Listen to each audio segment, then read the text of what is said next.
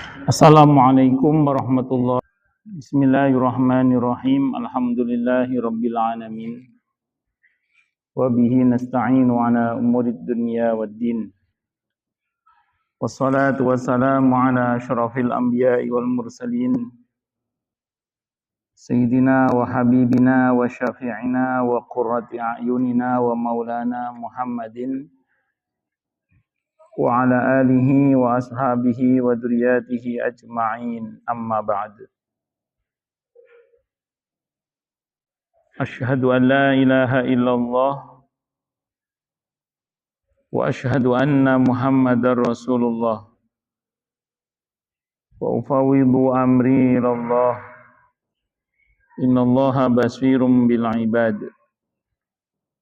hasbiyallahu la ilaha illa huwa alaihi tawakkaltu wa huwa rabbul arsyil azim.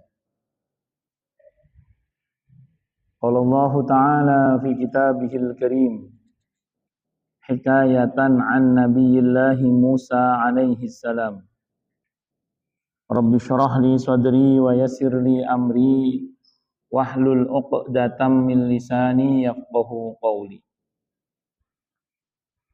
Para alim, para asatidah, para sepuh, para bini sepuh, para tokoh masyarakat, hadirin hadirat sekalian, hafizani wa hafizakumullah bil khusus segenap pengurus Masjid Al-Muhajirin yang semoga pengurusnya dan jamaahnya selalu dalam naungan rahmat, barokah, perlindungan serta bimbingan Allah Subhanahu wa taala. Amin Allahumma amin insyaallah.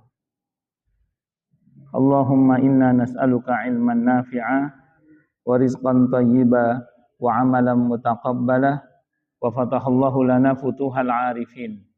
Allahumma inna na'udzubika min ilmin la yanfa' wa amalin la yurfa' wa qalbin la yakhsha' wa du'a ila yusma'.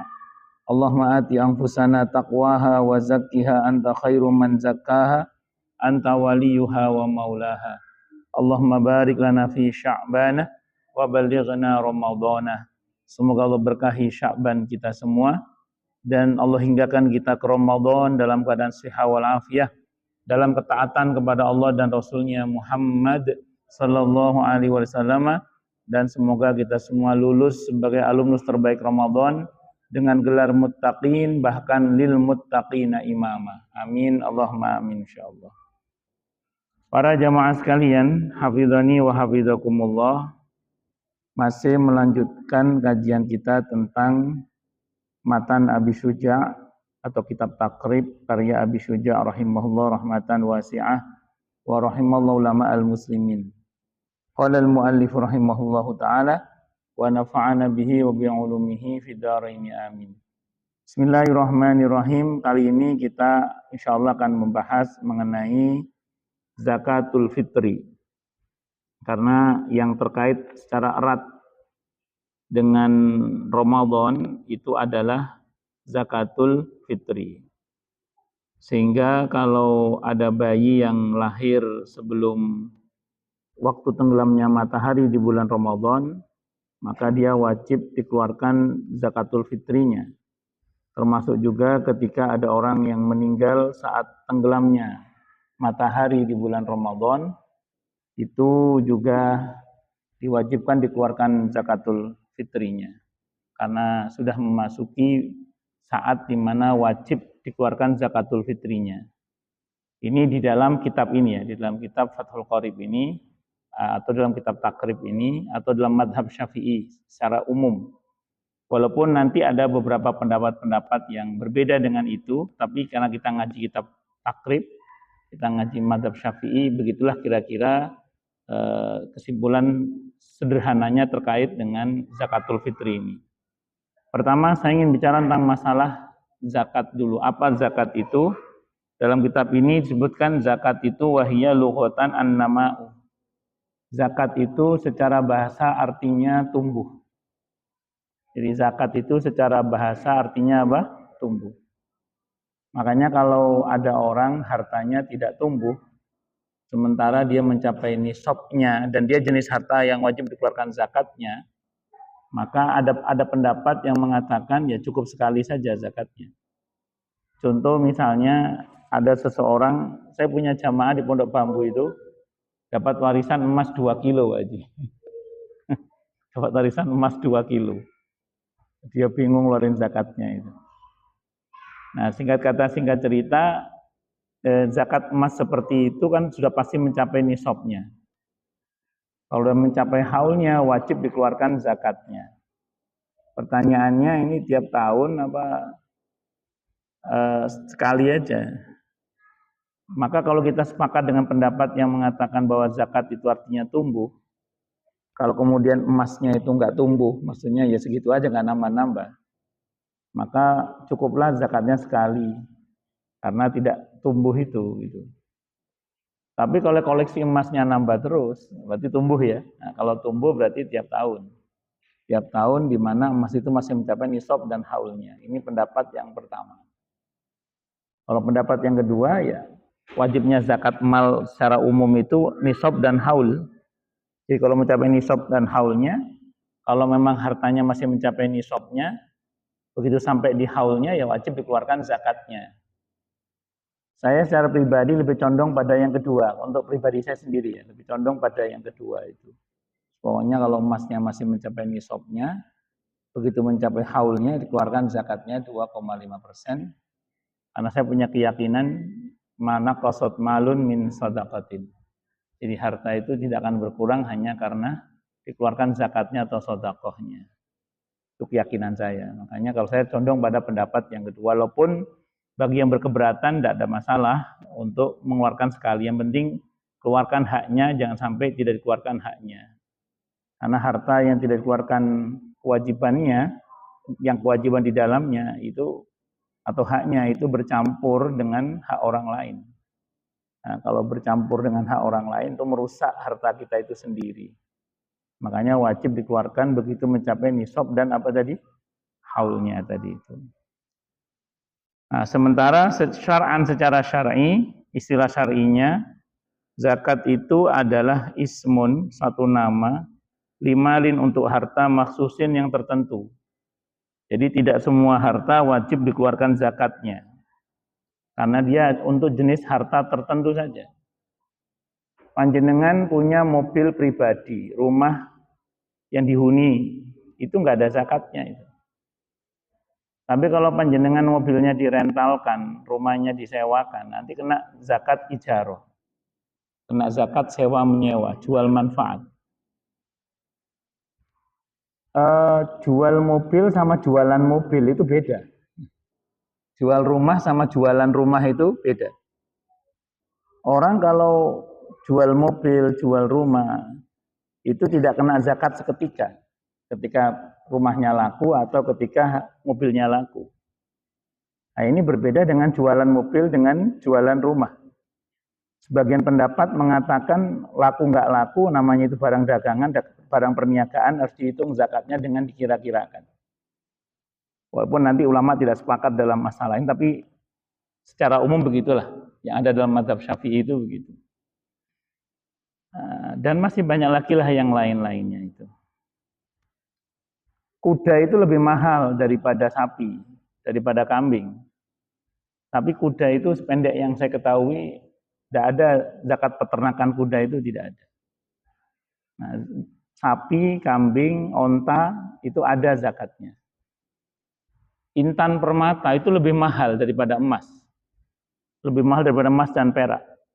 Tapi intan permata, batu intan permata itu enggak ada zakatnya. Tapi kalau emas dan perak itu ada zakatnya. Itu namanya harta tertentu. Tidak semua harta kemudian apa tadi ada kewajiban dikeluarkan zakat.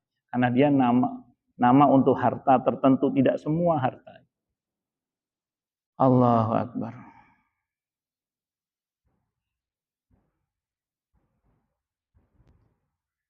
Limalin maksusin yukhadu min malin maksusin, yang diambil dari harta tertentu juga. Jadi harta tertentu yang diambil dari harta tertentu juga. Jadi tidak semua harta ada wajib dikeluarkan zakatnya. Ala wajhin maksusin, atas wajah tertentu juga, artinya pelakunya juga tertentu. Yusrafu li ta'ifatin maksusatin, ditasarufkan, didistribusikan kepada orang-orang tertentu, mustahiknya tertentu juga. Zakat itu mustahiknya tertentu juga. Tidak semuanya berhak menerima zakat. Jadi makhsusatin itu tertentu. Ada 8 asnaf yang Allah sebut di dalam surah At-Taubah ayat 60. Nah, khusus untuk zakatul fitri itu sasaran utamanya adalah fuqara masakin.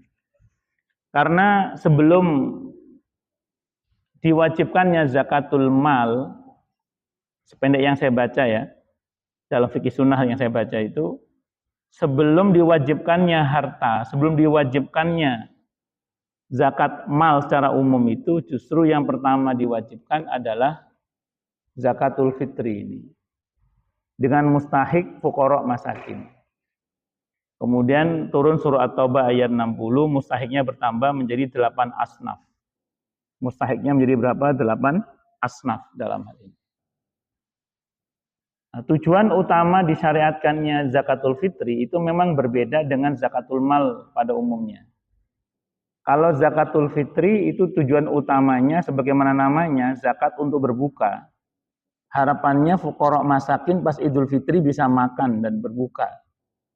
Jadi harapannya fuqara masakin bisa makan pada saat Idul Fitri. Makanya namanya zakatul fitri.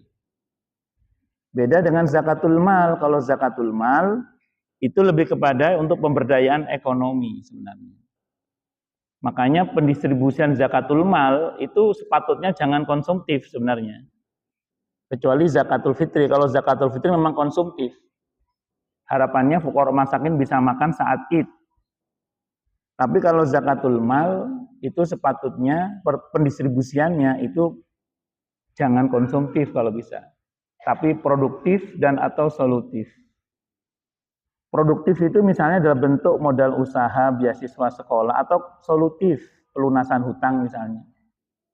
Itu zakatul mal. Sehingga diharapkan tahun depannya itu fuqara masak itu menjadi muzaki. Karena sudah disuntik modalnya, sudah dikasih beasiswa sekolahnya misalnya, atau tadi dilunasi hutangnya itu.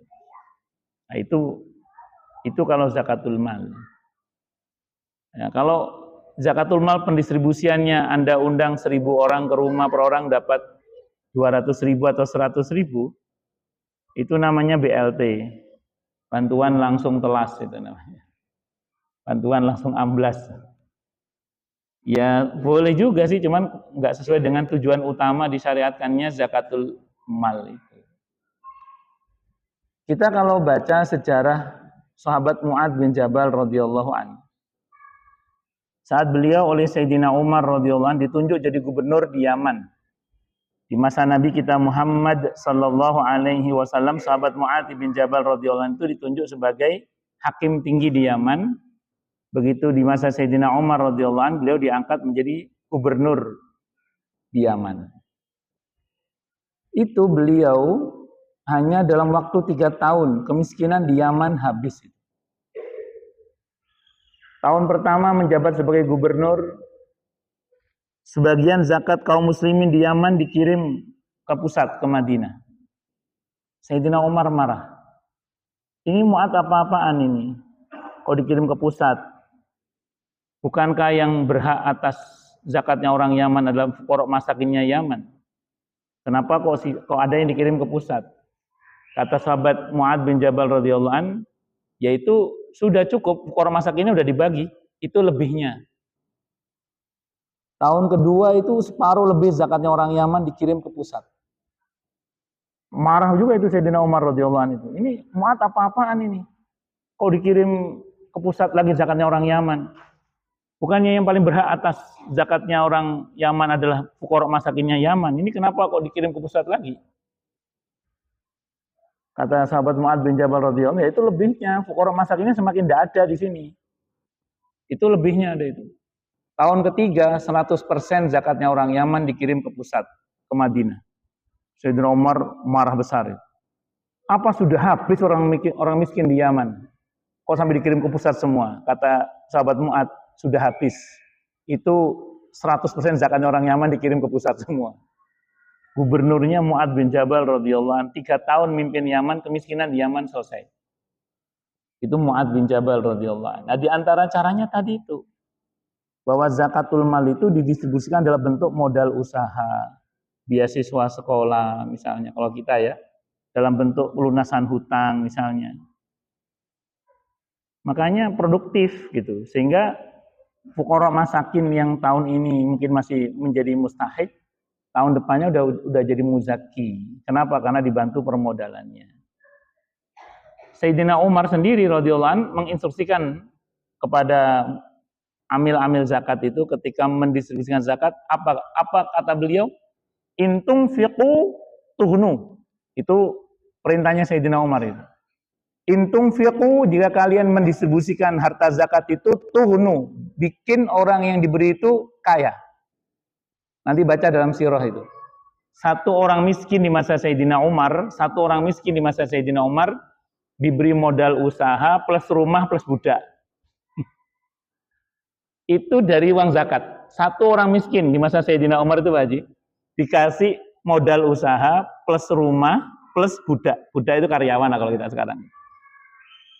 Itu di masa Sayyidina Umar itu, radhiyallahu anhu. Ya gimana nggak kaya? Mau dikasih modal plus rumah plus dikasih nama? Bukan KPR rumahnya, langsung cash rumahnya. Plus pembantu atau budak pada masa itu. Itu di masa Sayyidina Umar radhiyallahu anhu. Nah, cuman kan sebagian orang itu kadang ya tadi zakatnya banyak dibagi ke orang banyak, yang mati banyak juga ya. Kejadian di Jawa Timur tahun berapa itu ya? Yang per orang dapat 39.000, yang mati 21 orang itu loh. Ya, itu kan ada itu sayang sekali. Zakatnya besar tapi habis dalam wujud BLT tadi, bantuan langsung telas tadi itu. Konsumtif, padahal zakatul mal. Harusnya zakatul mal itu produktif sebenarnya. Itu seperti itu. Nah, kemudian kebeda dengan zakatul fitri memang. Kalau zakatul fitri itu konsumtif memang, yaitu harapannya fuqara masakin pas itu dia bisa makan. Itu seperti itu. Maka kita bahas sekarang. Faslun ay hadza faslun.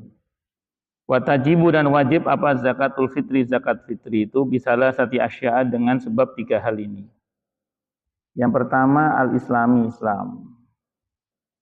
Pertama harus Islam. Yang kedua wa bi ghurubi syamsi min akhir yaumin min syahr Ramadhan, yaitu dengan tenggelamnya matahari di akhir hari dari bulan Ramadan. Makanya tadi dalam syarah kita ini disebutkan ya, kalau ada orang meninggal setelah maghrib, nah itu meninggal saat tenggelamnya matahari maksudnya ya. Itu masuk wajib dikeluarkan zakatul fitrinya. Atau bayi yang lahir sebelum maghrib. Jadi sebelum maghrib bayi itu lahir. Itu wajib juga dikeluarkan zakatul fitrinya. Tidak wajib kalau setelah maghrib dalam kitab ini. Walaupun nanti saya ulang, namanya fikih, diskusinya pasti panjang. Cuman versi dalam mazhab Syafi'i dalam kitab ini begitu.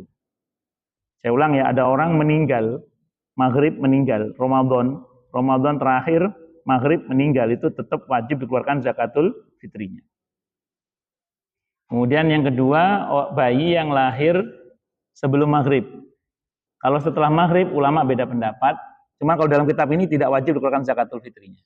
Kalau setelah maghrib lahirnya. Tapi kalau maghrib lahir, wajib dikeluarkan kalau asar terakhir sebelum maghrib, wajib dikeluarkan zakatul fitrinya. Terus kemudian wa wujudil fadli, dan adanya kelebihan an qutihi, dari makanan pokoknya, wa quti iyalihi, dan makanan pokok keluarganya, fi dzalikal yaumi, di hari itu. Jadi dengan catatan ada kelebihan makanan untuk dirinya dan keluarganya. Nah, saya mau terangkan dulu ini. Ini penting ini. Maaf ya, kan kalau di akhir Ramadan itu kadang kan pembagian zakatul fitri ya. Biasanya masjid itu nutup zakatul fitri tanggal 28 biasanya. Betul ya, karena sudah mau didistribusikan. Nah, sebelum Id beras sudah terdistribusikan, zakatul fitri sudah terdistribusikan. Kadang ada fuqara masakin itu dapat channel 10 masjid. Dapat channel berapa? 10 masjid.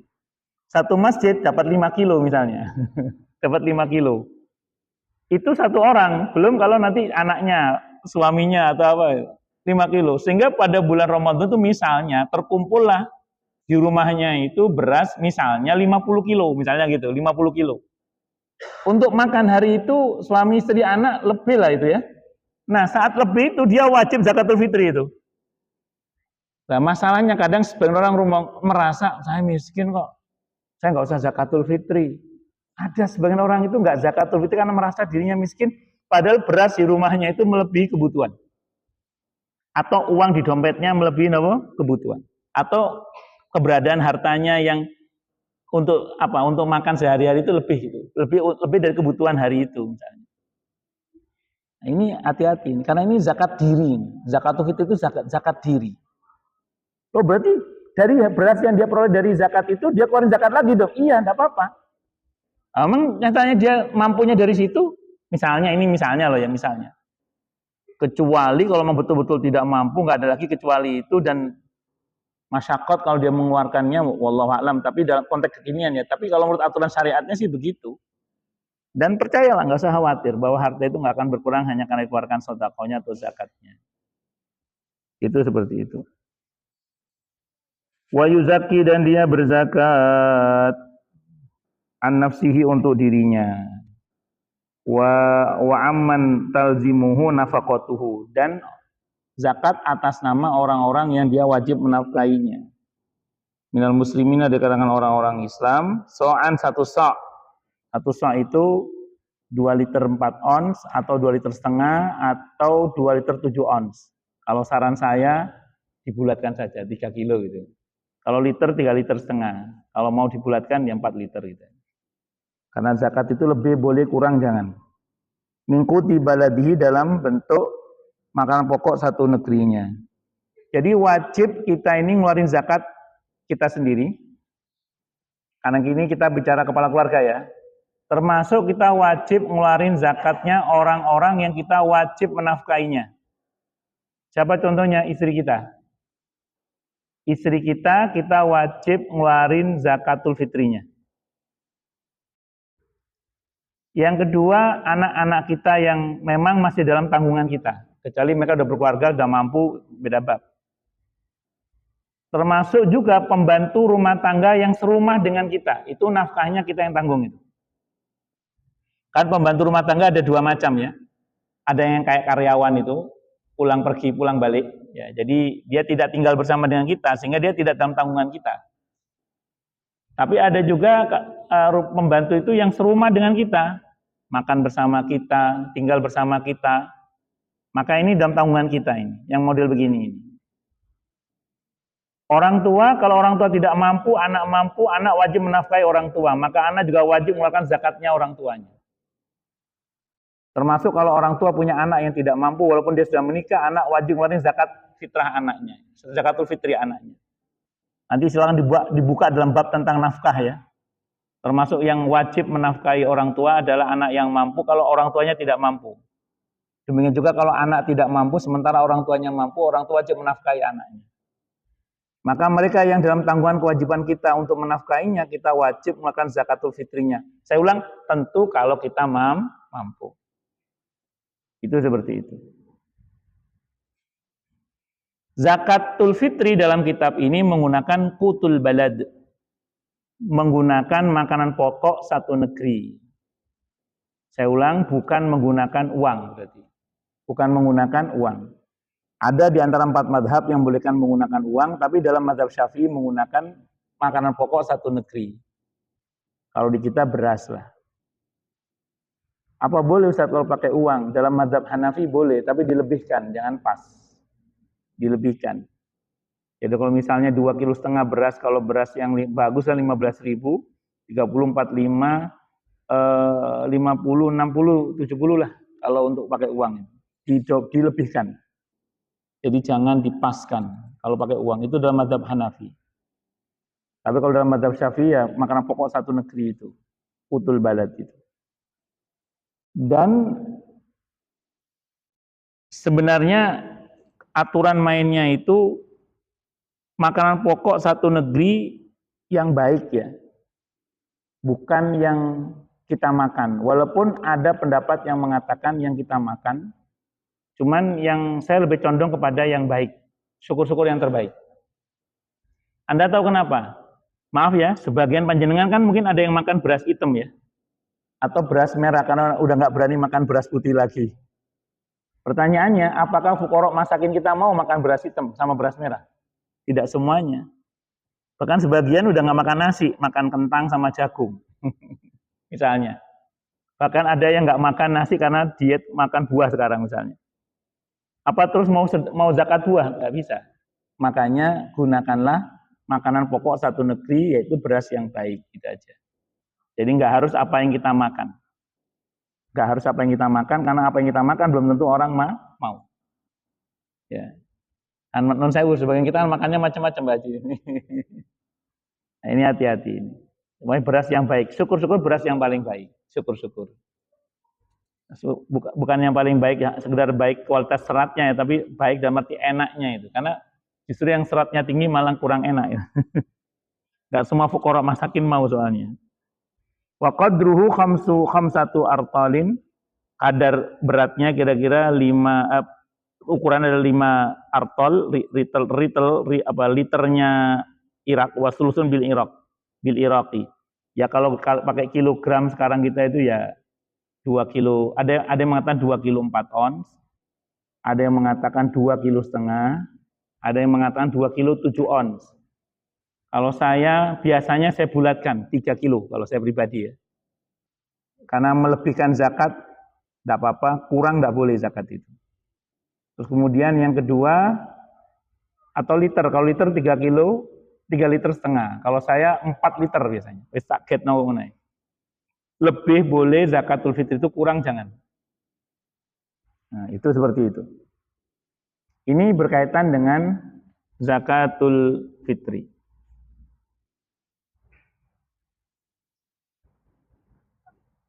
Hukum zakatul fitri ini wajib ya. Jadi kalau kita sengaja tidak mengeluarkan berarti berdosa padahal kita mampu. Cuma memang bagi yang mampu. Ukuran mampu untuk zakatul fitri tadi apa? Ada kelebihan untuk makan dirinya dan keluarganya. Kalau masih ada dan cukup untuk dikeluarkan zakatul fitrinya, maka tetap wajib dikeluarkan zakatul fitrinya. Ada sebuah hadis dari Abdullah bin Umar radhiyallahu anhuma, di mana beliau berkata, faradha Rasulullah sallallahu alaihi wasallam, telah mewajibkan siapa Rasulullah Muhammad sallallahu alaihi wasallam zakat al-fitri, zakat fitrah. So'an 1 so' min tamrin dalam bentuk kurma, au so'an min syairin atau 1 so' dalam bentuk gandum. Alal abdi wal hurri, ini wajib atas orang hamba maupun seorang yang merdeka. Mau budak, mau orang merdeka wajib dikeluarkan zakatul fitrinya. Hanya kalau budak yang ngeluarin zakat siapa? Ya tuannya berarti. Wadzakari wal unsa, baik laki-laki maupun perempuan wajib mengeluarkan zakatul fitrinya. Wasaghiri wal kabir, termasuk anak kecil maupun orang tua, itu wajib dikeluarkan zakatul fitrinya. Kalau anak kecil, siapa yang ngeluarin zakatul fitrinya? Walinya. Walinya bisa orang tuanya, bisa siapapun yang menjadi walinya. Wal kabir, dan orang tua, kalau orang tua tidak mampu, siapa yang ngeluarin zakat fitrinya? Anak-anaknya. Nah ini yang repot itu, anaknya banyak, semuanya ngeluarin zakatul fitri orang tuanya. Semua anak ngeluarin. Boleh nggak? Saya ulang tadi, zakat itu lebih boleh, kurang jangan. Itu seperti itu. Saya malah dulu ibu saya, untuk saya itu sering keluar zakat itu 2 kali. Zakat pertama di sekolah. Sekolah kan kadang pakai uang ya. Nah, terus sama ibu dikeluarin lagi zakat pakai beras.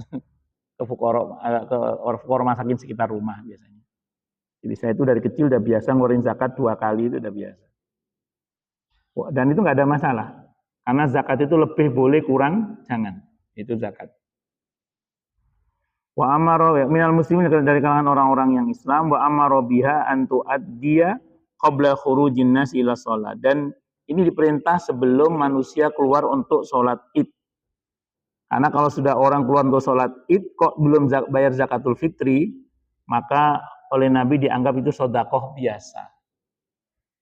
Dan ingat, fungsi dari zakatul fitri itu, kalau kata Waqi' ibn al-Jarrah, Beliau mengatakan zakatul fitri itu untuk bulan Ramadan itu seperti sujud sahwi.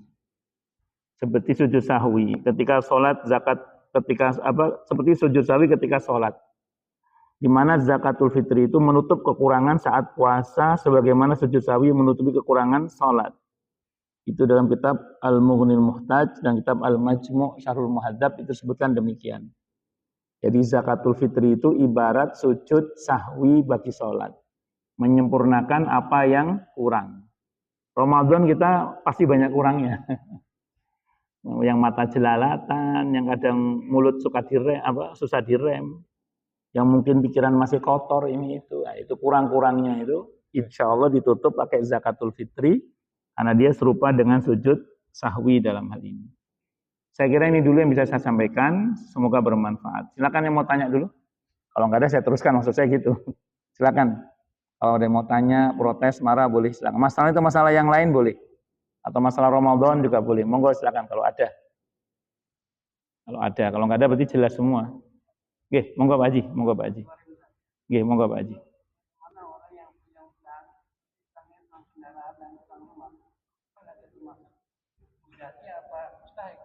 Bagus. Orang yang punya hutang tapi dia tetap masih punya kelebihan harta untuk dikeluarkan zakatul fitrinya, maka dia termasuk yang wajib mengeluarkan zakatnya untuk sisi itu Pak Haji. Contoh gini Pak Haji, dia punya hutang cicilan rumah, cicilan mobil, cicilan ini itulah, bla bla bla. Dan tapi dia masih ada kelebihan untuk makan dirinya dan keluarganya di hari itu, masih ada kelebihan. Karena ini berkaitan dengan zakat diri Pak Haji, maka dia tetap wajib mengeluarkan zakatul fitrinya. Itu catatan pentingnya. Kecuali dia habis uangnya untuk bayar bulan itu, terus juga nggak ada juga untuk dikeluarkan zakatul fitrinya, maka dia tidak ada kewajiban menjual rumahnya atau menjual kendaraannya, nggak ada kewajiban. Ya berarti kalau dia betul-betul tidak mampu, berarti dia tidak wajib ngeluarin zakatnya. Karena untuk disebut mampu itu nggak harus jual kendaraannya. Karena ada, non sewu, ada sebagian orang itu yang mengatakan begini, loh, kan dia masih punya kendaraan, jual kendaraannya. Loh, itu kendaraan tuh dia kerja. Kan dia masih punya rumah, jual rumahnya, jual tanahnya, enggak segitu-gitunya dalam syariat. Jadi untuk kemudian menjadi wajib zakat itu enggak harus jual kendaraannya yang dia pakai untuk kerja, enggak harus jual rumah atau tanahnya hanya untuk bayar zakat, tidak. Sudah, kalau memang enggak betul-betul enggak ada, dan Allah Maha tahu memang tidak ada, ya enggak wajib zakat wajib. Tapi kalau masih ada Pak Haji, wajib dia ngeluarin zakatul fitrinya karena itu termasuk zakat diri Pak Haji, zakat pribadi. Ngoten nggih, wallahu a'lam bishawab. Monggo Pak Sahabuddin.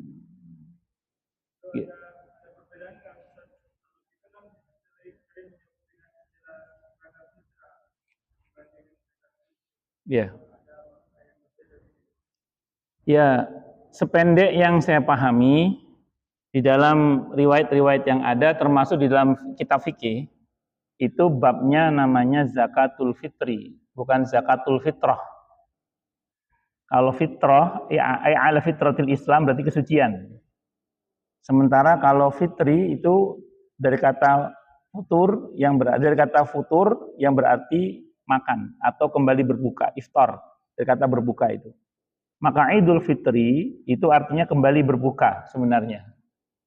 Kalau zakatul fitri, zakat untuk berbuka sebenarnya. Nah, makanya tadi salah satu tujuan utama disyariatkannya zakatul fitri adalah supaya fuqara masakin bisa makan saat hari Id, bisa berbuka pada saat hari Id. Itu tujuan disyariatkannya zakatul fitri. Nah, kalau fitrah itu artinya nanti ala fitratil Islam, kesucian Islam nanti. Itu tidak sesuai tidak sesuai dengan maksud dari yang ada di dalam ketentuan zakatul fitri itu. Dan istilah yang dipakai dalam hadis maupun di dalam kitab fikih itu bukan zakatul fitrah tapi zakatul fitri. Cuman di kita sudah salah kaprah, orang nyebutnya fitrah, zakat fitrah. Ya sudah, yang penting maksudnya zakatul fitri yang penting maksudnya ini. Saya kira itu. Wallahu a'lam bishawab. Monggo yang lain silakan. Monggo Pak.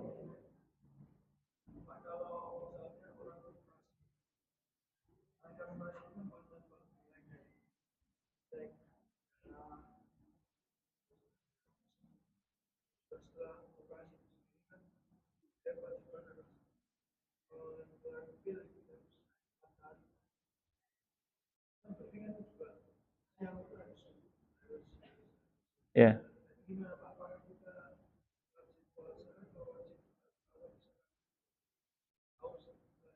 Oke. Bagus, bagus, bagus, bagus. Kalau memang ketentuan dari ahlinya, yaitu para dokter itu mengatakan harus diambil tindakan siang itu, sehingga tidak boleh tidak orang yang sakit itu terpaksa harus membatalkan puasanya, maka tidak ada masalah. Karena masuk dalam ayat, "Faman kana minkum maridun aw ala safarin fa iddatu min ayyamin ukhra." Maka barang siapa orang yang sakit atau karena safar, maka dia boleh tidak berpuasa, nanti diganti di hari yang lain. Nah, jadi boleh, tidak ada masalah. Kalau memang harus diambil tindakan di siang hari. Kecuali dokternya bilang, nanti aja maghrib kita ambil tindakan. Nah, sementara ini kan masih bisa puasa, ya wajib puasa kalau masih bisa puasa. Nah, jadi nonton Pak, wallahu alam shawab. Jadi tadi siang itu ada yang nanya ke saya gini, Ustadz, bagaimana kalau ada orang yang sakit dia nggak bisa puasa karena dia harus minum pil, harus minum obat ya. Dan bagaimana ini orang seperti ini Ustadz? Karena dia harus minum obat Pak Haji. Ya, karena sakitnya itu. Saya jawab gini, saran saya tetap sahur, saya bilang gitu. Saran saya tetap puasa, saya bilang gitu. Nanti pada waktu di mana minum pil ya udah dibatalin puasanya. Tapi tetap puasa. Tapi nanti pas waktunya minum pil dibatalkan puasanya. Diganti di hari yang lain. Tidak ada masalah, tidak ada masalah.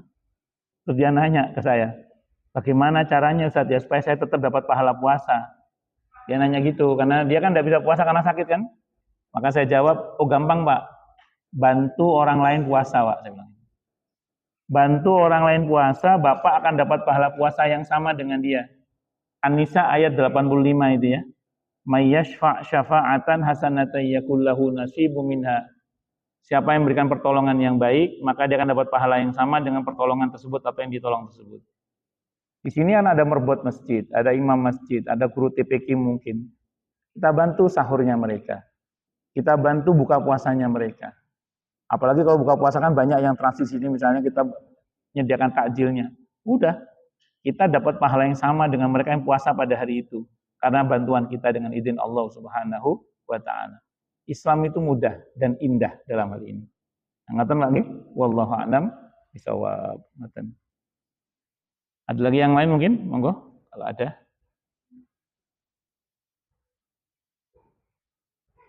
Jelas semua, nggih? Atau tidak jelas semua? Oh, saya terus kalau nggak ada saya teruskan kalau nggak ada. Kalau ada monggo kalau ada. Jelas semua ya? Ya wis, kalau jelas semua. Ibnu Abbas radhiyallahu anhuma berkata, "Faradha Rasulullah sallallahu alaihi wasallam zakat al-fitri." Telah mewajibkan siapa Rasulullah Muhammad sallallahu alaihi wasallam zakatul fitri. Tuhratan lis-shaimi minal lagwi war-rafasi wa tu'matan lil masakini min man addaha qabla sholati fa hiya zakatun maqbulatun wa man addaha ba'da sholati fa hiya shadaqatun minas shadaqat. Kata Ibnu Abbas, zakatul fitri itu sebagai pencuci atau sebagai yang mensucikan bagi orang yang berpuasa dari berkata yang sia-sia, dari berkata yang kotor atau berbuat yang kotor, dan merupakan makanan bagi orang-orang miskin karena diharapkan mereka bisa makan saat Id. Barang siapa yang menunaikan zakatul fitri itu sebelum sholat Id maksudnya, maka itu adalah zakat yang diterima sebagai zakatul fitri, kata Ibnu Abbas. Dan barang siapa yang menunaikan zakatul fitri setelah sholat Id, maka berarti dia dianggap sebagai sedekah biasa. Jadi bukan zakatul fitri. Ini hadisnya dari Abi Dawud dan Ibnu Majah. Al-Hafidz Al-Bukhari mengatakan bahwa hadisnya hasan. Dia seperti itu. Waktu wajibnya zakatul fitri itu adalah dengan tenggelamnya matahari pada malam Idul Fitri. Masuk Idul Fitri itu. Hal ini berdasarkan hadis Ibnu Umar radhiyallahu anhuma. Ia berkata, anna Rasulullah sallallahu alaihi wasallam faradha zakatul fitri min Ramadhan. Sungguhnya Rasulullah Muhammad SAW mewajibkan zakat untuk berbuka dari bulan Ramadan atau zakatul fitri itu. Hadisnya riwayat Muslim. Jadi zakatul fitri itu wajib bagi seorang muslim itu setelah matahari tenggelam di bulan Ramadan. Muncul pertanyaan kan sekarang. Kalau kita kan ngeluarinnya dari tanggal 25 udah mulai ngeluarin zakatul fitri, Ustaz. Udah ngeluarin. Zakat itu dipercepat boleh. Zakat itu. Kayak contoh gini, jenengan zakatul mal. Contoh gini deh, jenengan jual rumah ya, bukan jualan rumah ya, jual rumah. Jual rumah, terus duitnya kan mencapai nisab. Tapi haulnya belum. Uangnya misalnya 5M gitu ya. Itu udah mencapai nisab. Tapi belum mencapai haul. Belum 1 tahun soalnya. Wajibnya zakat itu nanti setelah 1 tahun. Wajibnya zakat itu. Kalau masih mencapai nisabnya. Lah panjenengan pekewo sama Allah ndak enak. Wah, kalau saya keluarin nanti tahun depan, 1 tahun lagi saya keluarin, keburu habis ini uangnya. Karena buat beli ini, beli itu. Ndak enak sama Allah. Dah, saya percepat, saya keluarkan lebih awal. Boleh nggak? Boleh, tidak ada masalah. Jadi zakat itu boleh dipercepat. Yang tidak boleh itu dengan sengaja diperlambat. Nah, itu zakat itu. Jadi saya ulang, zakat itu boleh apa? Dipercepat. Tapi tidak boleh diperlambat. Nah, biasanya dikeluarkan pada tanggal-tanggal 25-an ya. Terus oleh panitia baru di stop tanggal 28 Ramadan. Biasanya didistribusikan pada tanggal menjelang Id ya biasanya. Nah, sehingga tetap spiritnya tetap tercapai, tidak ada masalah. Jadi nggak ada masalah panjenengan keluarkan di tanggal-tanggal itu zakatnya. Toh nanti pendistribusiannya kepada fuqara masakin itu menjelang Id, dan itu sesuai dengan tujuan syariatnya, yaitu supaya fuqara masakin itu bisa makan saat sholat, saat Idul Fitri itu. Saya kira ini yang bisa saya sampaikan. Semoga bermanfaat. Ada pertanyaan? Tidak ada. Baik, kalau tidak ada kan ya? Jelas semua ya. Kita tutup dengan hamdalah. Alhamdulillahirabbil alamin. Semoga kajian kita bisa bermanfaat, mubarakah fid dini wad dunya wal akhirah untuk kita, keluarga kita dan seluruh umat Islam semuanya. Dan mudah-mudahan kita semua dijadikan oleh Allah sebagai orang-orang yang sukses dunia akhirat. Selamat dunia akhirat, bahagia dunia akhirat, dan dipermudah setiap urusan kita oleh Allah fid dini wad dunya wal akhirah. Semoga Allah limpahkan hidayah selalu untuk kita, semoga Allah tingkatkan selalu hidayah untuk kita, dan semoga Allah berikan hidayah untuk siapapun yang melihat kita. Subhanakallahumma bihamdika, asyhadu an la ilaha illa anta astaghfiruka wa atubu ilaik. Sallallahu alaihi Muhammad wa ala alihi wasallam. Saya mohon maaf. Wassalamualaikum warahmatullahi wabarakatuh.